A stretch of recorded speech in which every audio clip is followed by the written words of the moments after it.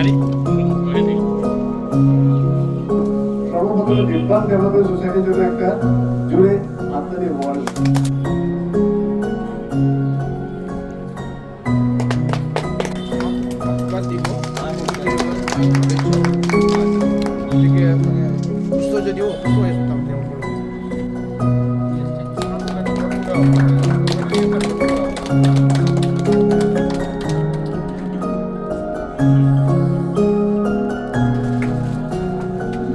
ৰাজীব ৰয় চৌধুৰী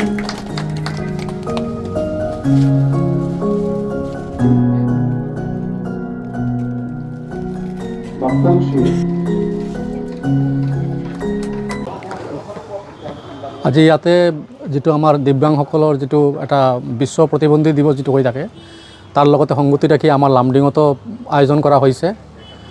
আমাৰ এই বুলন্দে ডাঙৰীয়া সভাপতি, ইয়াৰ সমিতিৰ সভাপতি আছে, আমাৰ উপদেষ্টা আছে দিজুমণি সিং ডাঙৰীয়া, আৰু সকলৰ উপস্থিত আজি প্ৰগ্ৰামটো ভালে হৈছে আমাৰ।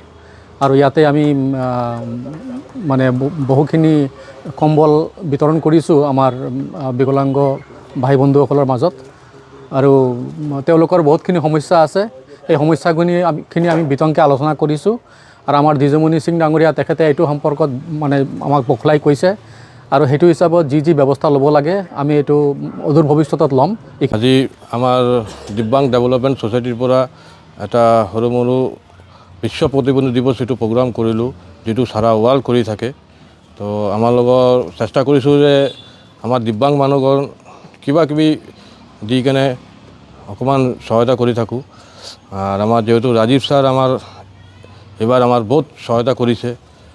আমি বহুত বছৰ ধৰি দিব্যাংগ ডেভেলপমেণ্ট ছ'চাইটিৰ পৰা বিশ্ব প্ৰতিবন্ধী দিৱস কৰি আছোঁ।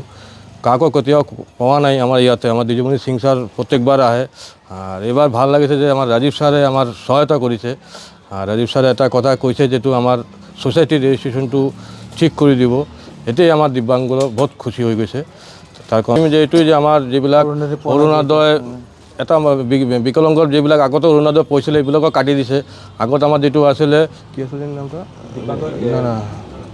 দীনদয়াল পেঞ্চন যিটো আছিল এইটো কাটি কেনে অৰুণোদয় কৰিছে। কিন্তু আজিকালি মানে 100 অৰুণোদয় কৈ আছে 100 অৰুণোদয় দি দিব, আমাৰ দিব্যাংগবিলাক কাটি কেনে বেলেগ মানুহক দি আছে। আমাৰ যিহেতু দিব্যাংগ মানুহবিলাক অৰুণোদয় পায়, আৰু অৰুণোদয় আমাৰ 1250 টকাটো এইটো দিব্যাংগৰ জন্য এইটো 3000 টকা কৰি দিয়ে, তেতিয়াহ'লে অকণমান ভাল হ'ব। বেলেগ আঁচনি আমাৰ বহুত আছে, আমাৰ পেৰা অলিম্পিক খেল আছে, কিন্তু আমি এইবিলাক পৰা সবকেইটাৰ পৰা বঞ্চিত হৈ আছোঁ। আৰু আমাৰ দেখোন ৰেলৰ টিকটৰ কাৰণে এটা ফেচিলিটি আছে, কিন্তু আজিকালি মানে ৰেলৰ পৰা এইটোও আমাৰ লগত নিদিয়ে।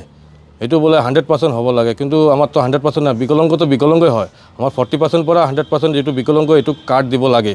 এইটো যদি ৰাজীৱ ছাৰ যদি আপুনি ডিআৰএমৰ লগত কথা পাতি কেনে যদি আমাৰ বিকলাংগৰ